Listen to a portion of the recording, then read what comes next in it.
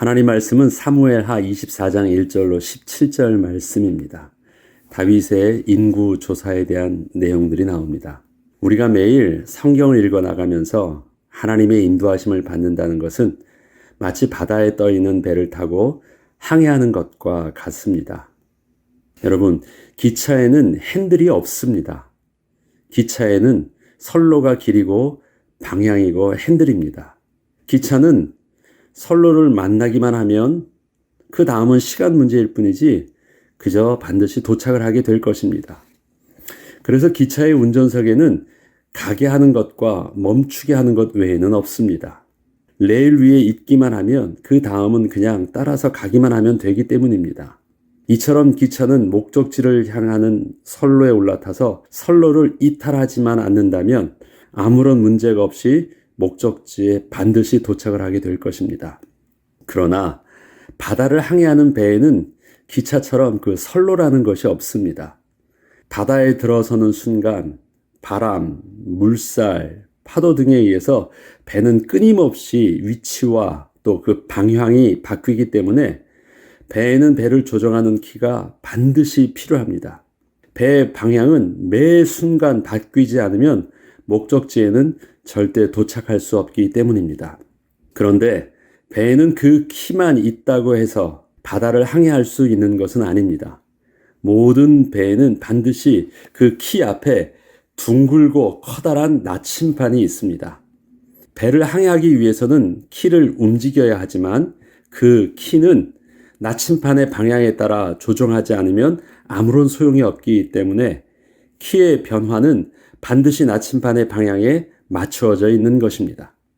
우리의 인생은 레일 위의 기차와 같지 않고 바다를 항해하는 배와 같습니다. 기차를 움직이는 것처럼 그저 좋은 선로를 딱 한 번 잘 만나서 딱 올라타기만 하면 어느 방향으로 가야 할지 선택과 결정할 것이 없이 그저 열심히만 살면 결국 원하는 목적지에 도착하는 삶이 아닌 것입니다. 하나님께서는 우리에게 바다와 같은 세상에서 배를 타고 항해하는 것과 같은 인생을 살게 하셨습니다. 우리에게 바다와 같은 세상에서 각자의 인격 속에서 자유의지라는 키를 가지고 목적지를 향해서 갈 수 있게 하신 것입니다.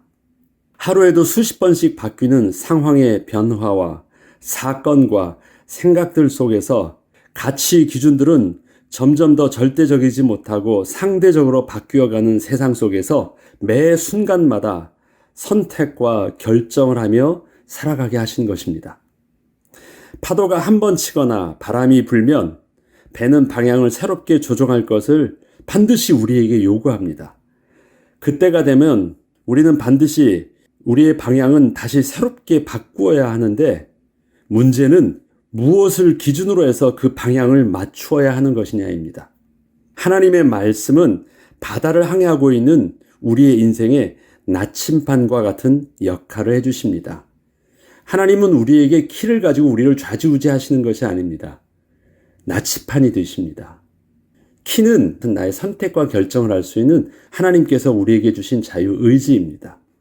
하나님의 말씀은 마치 기차가 선로에 한 번 타면 더 이상의 다른 답이 필요 없듯이 더 이상 바뀔 필요가 없는 절대 진리와 같은 그런 말씀으로 오늘 우리에게 해답을 주시지 않습니다. 성경은 오늘 우리에게 왼 방향으로 가든 오른 방향으로 가든지 상관없이 여전히 오늘도 나침반이 가리키는 그 방향에 맞춰서 그렇게 키를 움직이라 말씀하십니다. 그 방향이 맞다면 오늘은 왼 방향으로 갈 수도 있고 내일은 오른 방향으로 갈 수도 있음을 말씀해 주시는 것입니다. 오늘은 오른쪽에 가는 것이 옳은 길이에요. 그런데 내일 갑자기 옳은 길이 틀렸고 왼 방향으로 가라고 해요. 그러면 우리는 그것이 모순처럼 보입니다. 그러나 왼쪽 오른쪽 가는 것이 우리에게 해답이 아니라 우리의 해답은 방향성이 해답입니다. 그 해답이 맞으면 오늘 나에게 옳다고 하는 기준을 하나님 앞에서 왼쪽으로 갈 수도 있었고 내일이면 그것을 바꾸어서 오른쪽으로도 갈 수 있는 것입니다.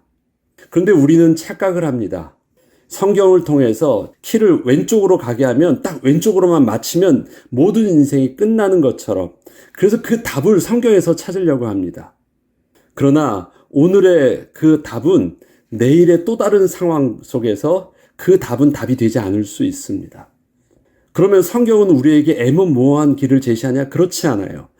명확한 방향성을, 구원에 이르는 명확한 방향성과 하나님의 우리의 주인 되시고 우리의 그의 백성된, 하나님은 우리의 창조주 되시고 우리는 그의 피조물된, 하나님은 말씀하시고 우리는 그 음성에 순종해야 되는 정확한 방향성의 위치를 우리에게 가르쳐 주시고, 하나님의 선하심은 우리를 택하사 그 하나님의 행하시는 그 일들은 무슨 길인지는 내가 잘 이해하지 못해도, 하나님의 방법은 이해하지 못해도 그 길이 선하신 하나님의 방향이라는 것은 바뀌지 않아요. 우리 명확한 그 방향성 속에서 오늘 하나님의 말씀에 인도를 받고 있는 것입니다. 성경을 읽다 보면 하나님에 대한 우리의 이해와 모순되어 보이는 하나님의 말씀이나 하나님의 역사하심을 접하게 됩니다. 우리의 도덕성을 가지고, 우리의 합리성을 가지고, 또 어제 깨달았던 그 하나님의 이미지를 가지고 오늘도 그렇게 말씀해 주실 줄 알았는데 전혀 모순적인 모습을 발견하게 돼요. 우리는 그때 성경을 이해할 수 없다 하여 우리 스스로가 성경을 이해되도록 바꾸려 해서는 안 됩니다. 우리의 인생에서 하나님은 우리의 나침반이시기 때문입니다. 하나님이 우리의 기준입니다. 나의 기준 속에 하나님을 맞추려고 하지 말고 하나님의 기준 속에 우리는 들어가기만 하면 됩니다. 지금은 모순되어 보이고 이해가 안 되어 보여도 우리는 그저 오늘 주시는 하나님의 말씀에 따라서 선하신 하나님을 신뢰하며 순종을 선택하면 결국 우리의 선택은 정확하게 목적지에 도착하게 될 것입니다. 제가 늘 성경 말씀을 매일매일 읽다 보면 그 성경의 말씀이 저를 참으로 힘들게 할 때가 많이 있습니다. 저와 여러분이 지금 사무엘서를 통해서 읽다 보면 우리가 생각했던 사울의 모습이, 또 우리가 인정하고 있던 다윗의 모습이 우리의 가지고 있던 이미지와 너무 모순되어지는 부분 때문에 저와 여러분이 힘들어했었던 과정들을 사무엘서를 읽으면서 지나왔습니다. 그러나 그때 하나님께서 말씀하시는 그 내용을 벗어나지 않고 그저 그 오늘에 주시는 그 말씀 속에 여전히 우리가 있으면 그것이 모순인 줄 알았는데 그것은 내가 나의 수준 속에서 오늘 이해하지 못했던 부분이었을 뿐이지 하나님의 거룩하심과 하나님의 온전하심은 틀림이 없이 그 길을 갔기 때문에 그 길을 수정함 없이 그냥 가다 보면 결국 그 길이 모순되지 않았던 것을 우리는 발견해 나가는 것입니다. 우리는 매일매일 성경을 읽을 때 그래서 오늘 말씀하시는 하나님의 음성에 그냥 정직하게 반응하는 모습을 배워 나가야 되는 것입니다. 내가 부딪히면 그거는 나의 수준의 문제지 하나님이 잘못된 문제가 아닌 거예요. 그것에 대해서 우리는 인정하면 됩니다. 오늘의 본문은 다윗이 인구 조사를 한 것에 대하여 이스라엘이 전염병으로 7만 명이 죽게 된 일을 기록하고 있습니다. 그런데 이것은 여호와께서 이스라엘을 향하여 진노하신 것이 그 원인이라고 분명히 말씀하고 계십니다. 또한 이 일은 여호와께서 다윗의 마음을 움직이셔서 인구 조사를 하게 하신 것이라고 성경은 정확하게 기록하고 있습니다. 다윗의 마음을 움직이셨다. 그러니까 다윗의 마음을 무브하셨다, 조정하셨다라는 표현들을 일부러 쓰십니다. 또 오늘 성경은 다윗의 마음을 격동케 하셨다라는 그 어떤 원인 제공이 하나님께 있는 것처럼 성경은 기록하고 있습니다. 오늘 본문만을 놓고 본다면 하나님은 다윗의 마음을 격동케 하신 죄의 조성자이시고 그 죄를 이유 삼아 이스라엘 백성 7만 명을 전염병으로 하루아침에 죽게 하신 무자비한 분으로 느껴지게 합니다. 그렇다면 다윗은 그저 하나님의 계획을 위하여, 하나님의 감정을 위하여 하나님께 이용만 당한 것일까요? 오늘의 본문만을 본다면 하나님을 그렇게 설명할 수도 있거든요. 한 가지 분명한 것은 오늘의 내용 속에서도 하나님은 선하셔서 그 일을 이루고 계시다는 것입니다. 하나님은 다윗을 사랑하셨고 지금도 사랑하시고 다윗과 약속하신 대로 선하신 길을 하나님은 계속 인도하고 계십니다. 그리고 그 일들은 오늘도 다윗을 사랑하시고 이스라엘을 사랑하셔서 이와 같은 일들을 통하여서도 하나님께서는 다윗과 이스라엘을 생명의 길로 다시 이끌고 계신 것입니다. 그런데 그 이끄시는 방법이 우리의 생각과 수준을 뛰어넘으실 뿐인 것입니다. 은혜는 값없이 주어진 것입니다. 그래서 그것을 은혜라고 말합니다. 그것은 어제까지 받았던 은혜를 오늘은 안 주신다고 해서 마치 하나님이 내 것을 안 주시고 빼앗아 가는 분으로 여기면 안 되는 것입니다. 은혜는 받으면 그것은 무조건 감사한 것이고 혹시 받지 못하면 그것은 당연한 것입니다. 그렇지요? 그런데 은혜를 매일 받다 보면 우리 이런 말 있죠. 호의를 계속 베풀어 주었더니 이제는 그것이 권리인 줄 알고 행세를 한다는 말이 있습니다. 무슨 말인 줄 알죠? 거저 주었더니 처음엔 감사했는데 매일 주니까 당연한 것인 줄 알고 한 번 안 주니까 왜 안 주냐고 오히려 막 땡깡 부리는 거예요. 그러면 이거 황당해지는 것입니다. 그 다음부터는. 다윗의 범죄함의 모습은 하나님이 범죄케 하신 것이 아닙니다. 오늘도 여전히 하나님의 은혜의 손길이 다윗을 막아주지 아니하시고 베풀어주지 않으시면 다윗은 그저 그렇게 범죄하는 모습이 당연한 것입니다. 이게 다윗이에요. 그럼 다윗이 범죄한다는 것은 당연한 모습이에요. 왜? 죄로 오염된 모습이니까. 근데 오늘 다윗이 범죄하지 않고 있었어요. 왜 그랬을까요? 하나님의 은혜로 붙들어 주셨기 때문에 그런 것입니다. 지금 이스라엘은 스스로 하나님이 없이도 잘 살 수 있다는 착각 속에서 벌어지고 있는 그 죄로 부패한 연약한 인간의 모습이 하나님의 은혜가 없이 그대로 드러나고 있을 뿐인 것입니다. 이스라엘이 지금 7만 명이 죽게 되고 다윗이 인구 조사를 하게 된 원인을 성경은 정확하게 말하고 있습니다. 무엇 때문이라고요? 이스라엘이 하나님 앞에서 불타오르는 분노를 일으키게 했다는 것입니다. 그것이 원인이에요. 그것은 하나님이 이스라엘 백성들에게 은혜를 주셨음에도 불구하고 하나님의 백성임에도 불구하고 그는 하나님 앞에 순종하지 못했고 하나님을 가장 격동케 하는 하나님 앞에서 범죄를 저질렀다고 합니다. 성경에서 하나님의 백성이 우상 숭배한 것에 대한 하나님의 감정을 어떻게 정확하게 가장 많은 표현을 어떻게 비유하시냐면 질투하시는 하나님으로 비유하십니다. 하나님의 마음을 이스라엘 백성들이 하나님을 섬기지 못하고 우상 숭배할 때 하나님의 마음을 질투하신다는 표현을 쓰세요. 그것은 저와 여러분이 잘 이해할 수 있는 표현입니다. 내가 그렇게 사랑했음에도 불구하고 사랑하는 연인이 그 사랑을 배반하고 다른 연인을 사랑하거나 또 배반하게 되면 그 마음은 사랑을 주었던 만큼 그 반대되는 마음이 분노가 이르는데 질투하는 마음으로 표현되어집니다. 하나님은 인간적인 감정으로 표현하자면 그렇게 질투하신다는 것입니다. 근데 그 질투를 어느 정도로 분노가 이를 정도로 불이 활활 타오르듯이 진노하셨다라는 것입니다. 이스라엘 백성들이 지금 그러한 진노를 하나님 앞에 일으키게 했던 것입니다. 지금 이스라엘은 육신적으로 보면 잘 살게 된 나라입니다.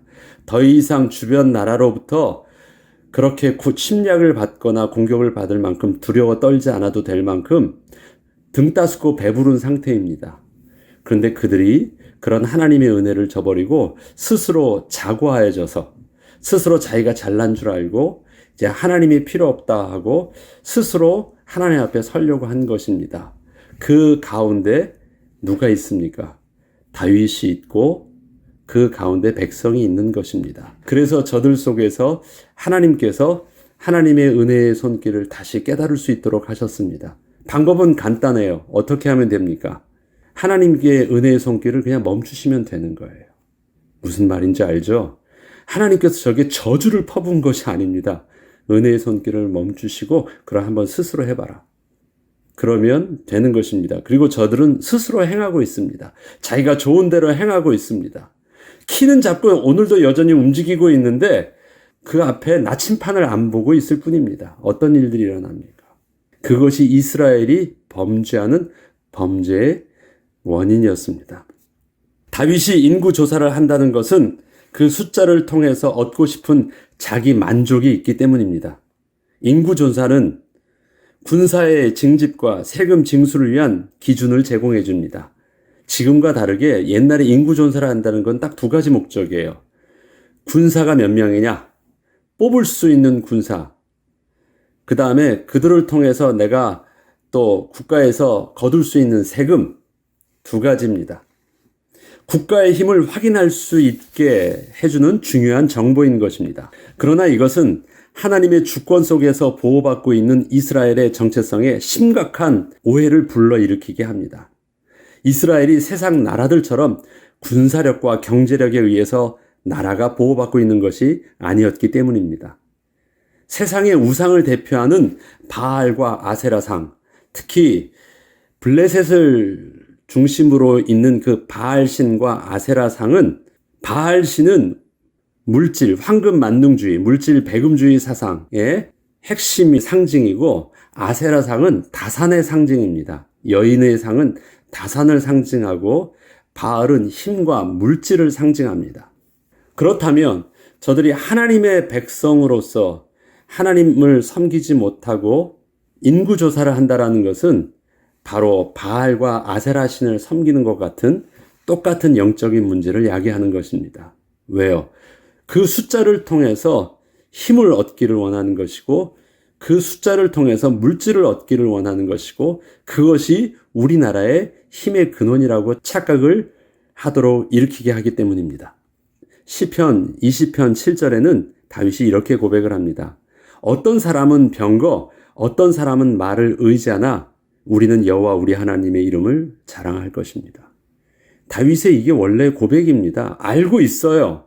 숫자가 적어도 하나님이 막아주시면, 힘 있는 왕이 없어도 하나님이 사무엘의 기도를 들어주시면 그냥 이스라엘은 평화로 아무도 덤빌 수 없게 되는 것입니다. 다윗이 아무리 작아도 하나님이 은혜 주시면 골리앗을 이길 수도 있는 것입니다. 이것이 하나님 나라의 백성의 모습이었는데, 인구조사는 이와 같은 이스라엘의 하나님을 완전히 무시하는 행위였던 것입니다. 다윗은 스스로 결정을 했고, 결국 그 일이 하나님 앞에서 범죄한 일임을 깨달아 하나님 앞에 회개하였으나, 하나님이 아니라 백성의 숫자와 나라의 경제력으로만 이스라엘을 판단하려 했던 다윗의 교만과 불신앙, 그리고 앞서 하나님의 노를 바라게 했던 범죄한 이스라엘을 향하신 하나님의 진노는 결국 7만 명이 전염병으로 죽게 되는 결말을 맞이하게 되었습니다. 다윗이 지시했을 때 요압은 막았습니다. 이거 하나님 앞에서 옳은 일이 아니라고 막았습니다. 그런데 얌마 딴말 하지 말고 그대로 해. 그래서 하게 됩니다. 죄는 실수하는 것이 아니에요. 스스로 전 인격적인 자기의 분명한 의지적인 결정입니다. 그것이 죄입니다. 다윗은 그렇게 인구조사를 했고, 이스라엘 백성은 그렇게 하나님 앞에서 범죄함으로 우상숭배를 선택했던 것입니다. 다윗은 항상 하나님을 순종한 자는 아니었습니다. 우리가 계속 다윗의 이야기를 보듯이. 그러나 그는 그럼에도 불구하고 언제나 하나님을 가까이 하였습니다. 그렇기 때문에 그의 불순종함에서도 하나님의 말씀이 들려졌을 때, 하나님의 사람이 왔을 때는 즉시로 회개할 수 있는 기회를 놓치지 않았습니다. 또한 다윗은 항상 하나님께 민감한 것은 아니었지만 언제나 하나님 앞에서 자신의 모습이 온전해질 수 있도록 은혜를 구하는 자였습니다. 오늘도 다윗은 처음에는 실수하였습니다. 그러나 그 마음에 이것이 하나님 앞에 잘못된 것이구나라는 것을 그의 마음에 민감하게 느껴지게 됐습니다. 한 걸음 뒤처져서 깨달은 것이지만 그래도 하나님의 은혜를 구할 수 있는 비밀이 있었다는 것입니다. 때로는 그 신앙의 모습이 부끄러울 때도 있었지만 문제 앞에 직면하게 되었을 때는 언제나 하나님께 기도할 수 있는 자였습니다. 그리고 하나님의 말씀의 빛이 자신의 죄를 드러나게 하실 때면 즉시로 회개할 수 있는 자였습니다. 우리는 늘 세상 사람들 앞에서 부끄러움 없이 보이기를 원하지만 우리는 하나님 앞에서 우리의 연약함을 정직하게 고백할 수 있어야 하겠습니다. 거짓말은 자그마한 거짓말에서부터 출발합니다. 아니야라는 부정하면 그 아니야를 또 막기 위해서 또 다른 이유와 또 다른 거짓으로 또 포장하게 됩니다. 괜찮습니다. 한번 하게 되면 괜찮지 않아도 또 다른 걸 가지고 자꾸 덮어버립니다. 다윗이 하나님 앞에 받은 은혜는 하나님이 너 문제 있어 그러면 그 문제에 대해서 즉시 반응을 한 거예요. 네, 맞습니다. 하나님 나 문제 있어요. 도와주세요. 하나님 용서해 주세요. 그리고 자꾸 하나님 앞에서 그것을 정직하게 인정하고 은혜를 구할 수 있었던 것입니다. 저와 여러분을 하나님이 의롭다 칭해 주신 것은 죄 없거나 완벽한 의인의 모습이 아닙니다. 하나님이 은혜의 옷을 입혀주시고 의롭다 칭함받게 된 은혜입니다.